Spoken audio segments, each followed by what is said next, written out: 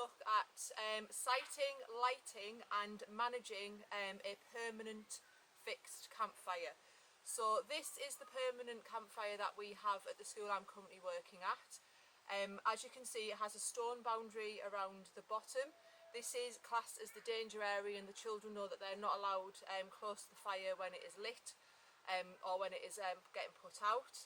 Around that area we then have a stone square, which is classed as our fire circle. So the children again know that they're not allowed to cross that path and they have to be careful in that space. So today we're going to look at how we set up a fire, how we light it and how we maintain it throughout. So I've got here my stages of kindling and tinder and moving up to the logs.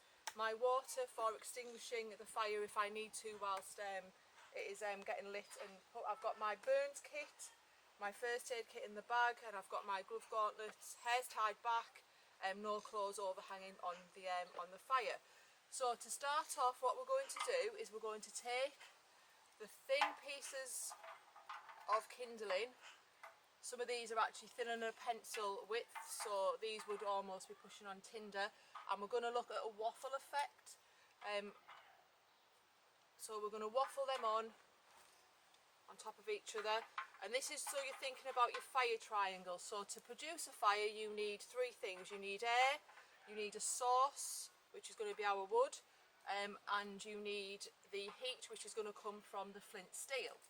So placing my sticks on there, I'm then going to get my tinder, which is cotton wool. This lights really easily, so we're going to make that nice and fluffy and bring it out like this and pop it in the centre. Just going to do the other one and place it on like that. To finish off, I'm going to use some very fine twigs for tinder, and I'm going to place them onto the top. Be careful not to smother the fire because you need to make sure that the air is still getting through.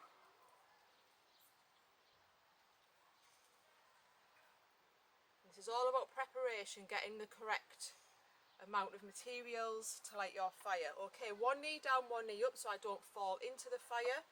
Wearing my fire gauntlets.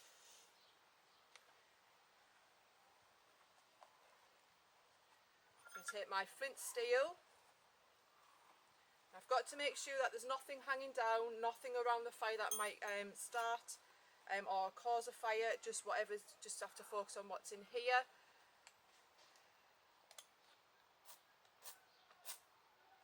So that's the cotton wool taking light there, and already you can see that the flame has gone under the cotton wool, and that will burn through and set fire to the tinder on top, and in turn the flames will drop into the thicker tinder kindling underneath.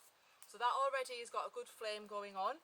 I'm just going to let that take to the kindling underneath, and to maintain this fire what I would do is I'd gradually add larger kindling, which is this here, and then I'd move on in stages going up in the logs, moving on to the bigger logs at the end, and that is how you would maintain your fire.